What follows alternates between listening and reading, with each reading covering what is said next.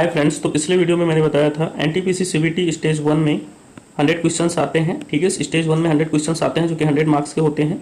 उसमें से 40 मार्क्स के जो क्वेश्चंस होते हैं वो सामान्य जागरूक होते हैं। तो आज के सेशन से हम लोग सामान्य जागरूकता के जितने भी क्वेश्चंस आज तक एनटीपीसी में पूछे गए हैं उनको स्टार्ट कर रहे हैं। सारे पीवाईक्यू देखेंगे कि आज तक एनटीपीसी में कितने क्वेश्चन सामान्य जागरूकता के पूछे गए हैं। देखिए यहाँ पे सिलेबस दिया गया है सामान्य जागरूकता का, ज्यादा टाइम नहीं बर्बाद करना चाहिए सिलेबस पे। आप लोग देख लीजिए, यहाँ पहले हिस्ट्री का दिया गया है। हिस्ट्री में एंशिएंट हिस्ट्री का है, यानी कि पहले हम लोग देखेंगे एंशिएंट हिस्ट्री से किस प्रकार के क्वेश्चंस पूछे गए हैं।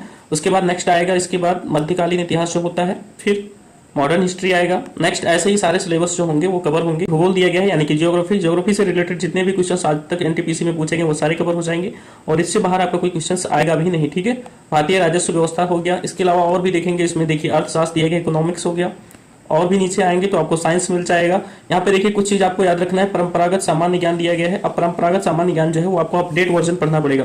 अपडेट वर्जन का मतलब है ये सारी चीजें आपको करंट से तैयार करनी पड़ेंगी। देखिए यहाँ पे कला और संस्कृति के साथ त्योहार दिया गया है, त्योहार भी अपडेट वर्जन पढ़ना पड़ेगा। नृत्य, संगीत, चित्रकला, इन सारी चीजों में से आपको बहुत सारी चीजें जो है अपडेट वर्जन पढ़नी पड़ेंगी। कौन कौन सी किताबें वर्तमान में लिखी गई हैं या किसने लिखी है, इन सभी चीजों से बहुत ज्यादा क्वेश्चंस आते हैं। इस चैप्टर से आपके तकरीबन 12 से 15 क्वेश्चंस आएंगे। ठीक है, तो इसको आप लोग अपडेट वर्जन पढ़ेंगे। इसमें से हम लोग नहीं पढ़ेंगे, इसमें से बस आप लोग ये सिलेबस देख लीजिए। नोबेल पुरस्कार दिया गया है, भारत रत्न वगैरह सारे पुरस्कार यहाँ पे दिए गए हैं, दादा साहब फाल्के वगैरह, वीरता पुरस्कार, बुकर पुरस्कार, ये सारे दिए गए हैं। ये सारी चीजें आप लोग पढ़ेंगे। इसके अलावा यहाँ पे बहुत सारी जो अंतर्राष्ट्रीय संगठन दिए गए हैं, ठीक है, इनको आप लोग पढ़ लेंगे। हम लोग भी यहाँ भी कवर कर लेंगे कि कौन कौन से क्वेश्चन इनसे रिलेटेड पूछे गए हैं। ठीक है, तो ये हो गए। और नीचे आएंगे तो साइंस फिर हम लोग पढ़ेंगे। यहाँ साइंस में देखेंगे रसायन विज्ञान, भौतिक विज्ञान और जीव विज्ञान, यानी सबसे ज्यादा क्वेश्चन एनटीपीसी में बायोलॉजी से पूछे गए हैं। फिर हम लोग एक चीज और देखेंगे जो कोई नहीं पढ़ा रहा है, वो है कंप्यूटर। ठीक है, कंप्यूटर से रिलेटेड जितने भी क्वेश्चन आज तक एनटीपीसी में पूछे गए हैं वो सारे हम लोग कवर करेंगे।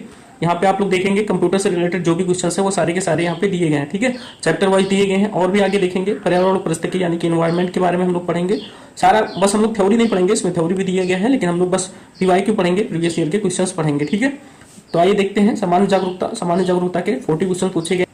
अगर आप लोग यहाँ पे ध्यान से एनालिसिस करें तो आपको पता चलेगा इतिहास के यानी 1103 क्वेश्चन आज तक एनटीपीसी में पूछे गए हैं। ठीक है, तो सबसे ज्यादा वेटेज इसका है। लेकिन अगर साइंस को आप इकट्ठा कर लें, यानी कि भौतिक विज्ञान, रसायन विज्ञान और जीव विज्ञान, इन तीनों को इकट्ठा कर लें तो तकरीबन 1243 क्वेश्चन पूछे गए। यानी साइंस को आपको बिल्कुल नहीं छोड़ना है, साइंस को भी अच्छे से पढ़ के जाना है। ठीक है, उसके बाद अगर आप लोग देखें तो यहाँ पे परंपरागत सामान्य जो ज्ञान यानी कि जिसके बारे में मैंने अभी बताया अपडेट वर्जन पढ़ना है, इसको भी अच्छे से पढ़ के जाना है, सबसे ज्यादा वेटेज है। और इसके अलावा भूगोल का भी देखिए यहाँ पे दिया गया है, 938 क्वेश्चंस पूछे गए हैं। अर्थशास्त्र में 554 क्वेश्चंस और 546 क्वेश्चंस जो है वो कंप्यूटर के पूछे गए, ये सारे कवर करेंगे। और राजस्व व्यवस्था के 491 क्वेश्चंस पूछे गए हैं। इसके अलावा सबसे कम वेटेज जो है वो पर्यावरण का है, लेकिन ज्योग्राफी के साथ अगर आप जोड़ के पढ़ेंगे तो तकरीबन 1200 क्वेश्चंस इसके भी हो जाएंगे। तो सबसे ज्यादा क्वेश्चंस यहाँ पे देख लिया आपने, हिस्ट्री से पूछे गए हैं। ठीक है, उसके बाद विज्ञान से पूछे गए हैं, यानी कि विज्ञान से और हिस्ट्री से सबसे ज्यादा क्वेश्चन पूछे गए हैं, और करंट अफेयर से। ठीक है, लेकिन फिर भी आपको सारे सब्जेक्ट पढ़ने हैं, बहुत हल्के हल्के क्वेश्चन है। चलिए देखते हैं। तो हम लोग स्टार्ट करते हैं यहाँ पे प्राचीन इतिहास यानी कि एंशिएंट हिस्ट्री।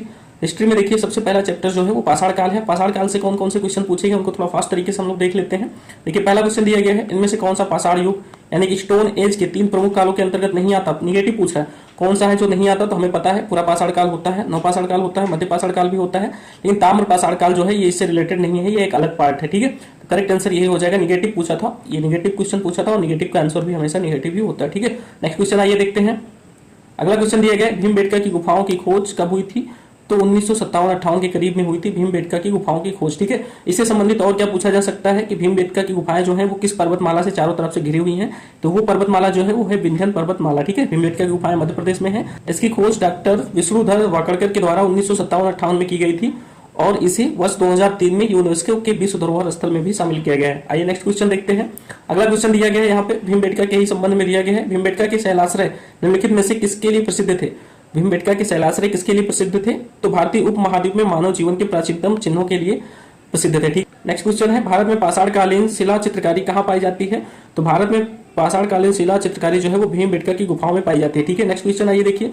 आपको बस लेवल देखना है, जरूरी नहीं सारे क्वेश्चन आप लोग पढ़े ही, इसमें से कुछ क्वेश्चन स्किप करते हुए चल सकते हैं क्योंकि टाइम बहुत कम बचा हुआ है। निम्नलिखित में से कौन सा एक मानव गतिविधियों की सभ्यता के प्राक ऐतिहासिक काल का अनुक्रम है। आपको पता है सबसे पहले पूरा पाषाण काल आता है, फिर मध्य पाषाण काल आता है, फिर नवपाषाण काल। करेक्ट आंसर ऑप्शन नंबर यही हो जाएगा। नेक्स्ट क्वेश्चन देखिए, यहाँ पे पाषाण काल से संबंधित सारे क्वेश्चंस